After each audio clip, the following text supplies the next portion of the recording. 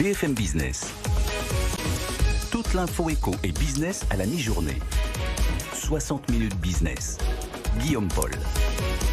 Allez, midi 21, nous revoici en direct sur BFM Business. C'est donc Pierre Pellouzet, le médiateur national des entreprises, qui est avec nous. Bonjour Pierre Pellouzet. Bonjour Guillaume. Bonjour. On va parler, alors ce rapport qui est tombé hier, toujours très attendu, rapport de l'Observatoire des délais de paiement, qui nous dit quoi? Alors évidemment, avec la crise, la situation s'est détériorée sur ces délais de paiement dont on parle depuis bien des années, bien avant la crise évidemment.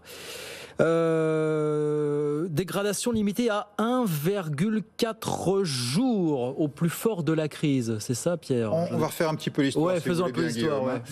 On était parti en 2008, loi de modernisation de l'économie, je ne vais pas refaire jusque-là l'histoire. Ceci étant, on était sur des retards de paiement extraordinaires. On avait réussi année après année à contenir ça, et on était arrivé, alors c'est pas non plus un exploit, mais c'est quand même pas mal, à près de 11 jours seulement de retard en fin d'année 2019. C'est ça. 11 jours, et ça baissait tous les ans. Donc on voyait que ça commençait à marcher. La crise est passée par là. Que se passe-t-il pendant la crise? Et là, l'Observatoire nous donne des indications très précises. Au milieu de l'été 2020, on était monté à 15 jours de retard de paiement. On est passé de 11 à 15. Quand on sait qu'un jour de retard de paiement, c'est 1 voire 2 milliards d'euros qui ne sont pas dans les bonnes caisses, on voit l'impact immédiat sur l'économie. Tous les outils qu'on a mis en place, y compris le comité de crise que j'ai piloté avec le médiateur du crédit, on a permis de ramener tout ça un petit peu. Et en fin d'année, on était autour de 12-13 jours. Donc on voit qu'on était à la fois mieux que pendant la crise. On a contenu le dérapage, parce que c'était un dérapage énorme.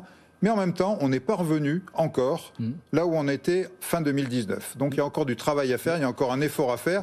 Non seulement pour revenir là où on était, mais pour continuer la progression qui était une bonne progression année après année. Est-ce que vous diriez que ces délais de paiement, alors phénomène dont on parle depuis des années, on le disait effectivement, peuvent entraîner encore beaucoup de faillites, peut-être moins qu'on l'espérait, qu'on le craignait il y a encore quelques mois finalement? Pas qu'on espérait. Qu'on craignait évidemment. Je reprends votre lapsus. Qu'on anticipait, on va dire. C'est vrai qu'on nous a parlé pendant toute l'année dernière du mur des faillites, toutes les entreprises s'écroulaient. Dès le mois de mars-avril 2020, on nous disait à la rentrée ça va être terrible. À la rentrée, évidemment, pas de faillite. On nous a dit au mois de janvier, ça va être terrible, etc., etc. En fait, non. Aujourd'hui, on n'est pas face à un mur des faillites. Les aides ont joué leur jeu. Et puis, les entreprises... C'est l'étude du Conseil d'analyse économique aujourd'hui. Absolument. Toutes les aides ont joué leur rôle. Et les entreprises ont été extrêmement dynamiques. Les chefs d'entreprise se sont battus avec les moyens du bord parfois, ont été très créatifs et ont permis aujourd'hui d'arriver à une bonne situation où les trésoreries restent tout à fait correctes.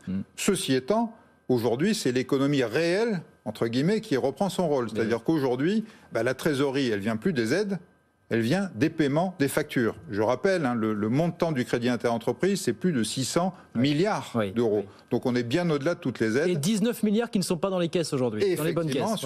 Il y a 19 milliards, d'après le rapport, qui ne sont pas dans les bonnes caisses. C'est-à-dire, au lieu d'être dans les caisses des TPE, des PME, des artisans, elles restent dans les caisses des grands clients, et en particulier des grands clients privés. Ça, c'est un autre enseignement de l'Observatoire. C'est surtout les grands clients privés qui, malheureusement, continuent à dériver. Et je tiens à le préciser, le public, lui, s'améliore. On a refait des progrès. Vous dites on est à 12 jours en moyenne. On n'a pas retrouvé le niveau d'avant-crise.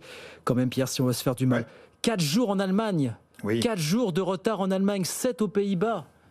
Effectivement, on a et on le constate et on le déplore, et toute la pédagogie que je peux faire et l'ensemble de la médiation avec notre charte, notre label depuis des années pousse à montrer qu'il y a une culture à faire changer dans notre pays. On devrait adopter cette culture. Alors il ne faut pas toujours copier les Allemands ou les Hollandais ou d'autres pays, mais là, sur ce coup-là, oui, adoptons une culture de paiement en temps et en heure des factures. Il en va de la survie de nos entreprises, de notre économie et même de la dynamique de nos entreprises. Sauf qu'Alain Griset le dit, la Banque de France le dit, on ne peut pas continuer comme ça. Et Alain Griset nous le dit, la Banque de France le dit, il y aura bientôt des contrôles de la Banque de France renforcés avec possibilité de dégrader la note des entreprises. Noté fichier à la Banque de France. Il y a déjà un arsenal de mesures. Et c'est ce qui a permis, on le disait, quand même d'améliorer les choses année après année. Le rôle de la médiation, le comité de crise qu'on a mis en place et qui va continuer, même s'il ne s'appellera plus comité de crise, les amendes de la DGCCRF. Le gouverneur de la Banque de France amène un outil nouveau. Qu'est-ce que c'est que la dégradation de la cotation des entreprises? C'est simple. la Banque de France analyse les comptes des entreprises. Ouais. Alors, mettons qu'une entreprise ait 3 millions d'euros de trésorerie, on dit c'est une entreprise qui est plutôt bien gérée, qui va bien, elle devra avoir une très bonne note. Il y a 12 notes la Banque de France, c'est ça. Sauf que si en face de ces 3 millions d'euros de trésorerie, on voit qu'il y a 5 millions d'euros de retard de paiement, évidemment, on va réanalyser, c'est ce que la Banque de France fait, on va réanalyser les comptes et la cotation des entreprises pourrait être dégradée. Parce qu'on va dire, c'est pas de la trésor disponible, c'est de la trésor dévolue à la C'est de la fausse trésor pour le Oui, c'est de la fausse trésor, oui, bien sûr, comme ça, oui. Voilà. Et ça pourrait concerner 3000 entreprises, des ETI, des grands groupes, qui sont parmi les mieux notés par la Banque de France. Exactement, la Banque de France va regarder les 3000 entreprises les mieux notées et va, dans son analyse, intégrer cette notion de retard de paiement et voir si ça fait varier la note. Donc sur les bilans, au moment où la cotation est remise à jour, la Banque de France regardera, là attention, vous avez des retards de paiement, donc vous êtes susceptible d'être dégradé.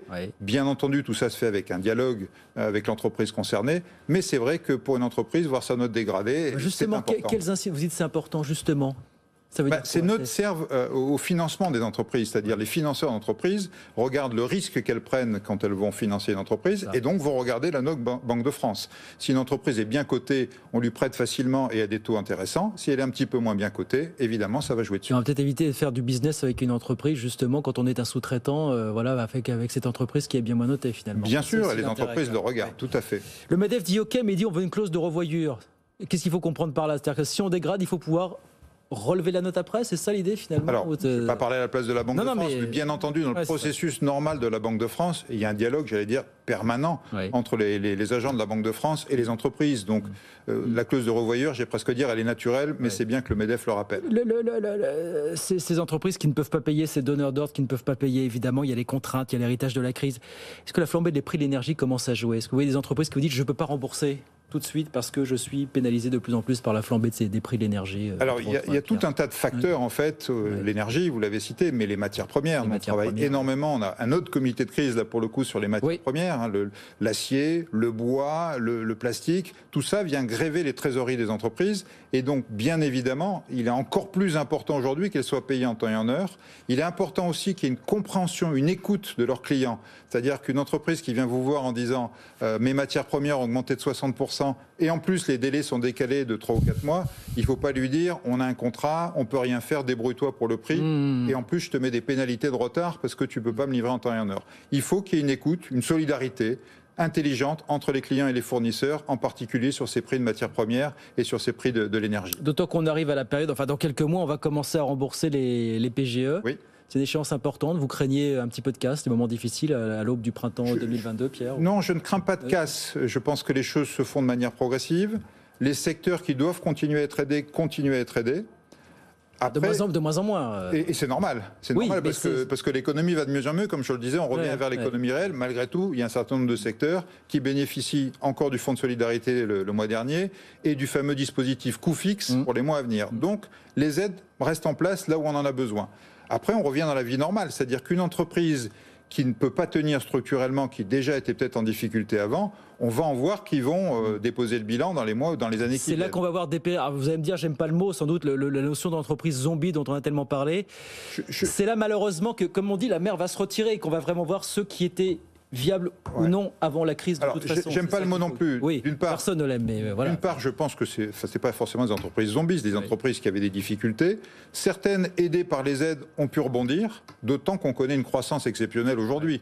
Donc je pense qu'on aura sauvé un certain nombre d'entreprises. Il y en a d'autres qui, malheureusement, c'est la vie des entreprises. Il y a une naissance, une vie et puis une fin pour les entreprises aussi.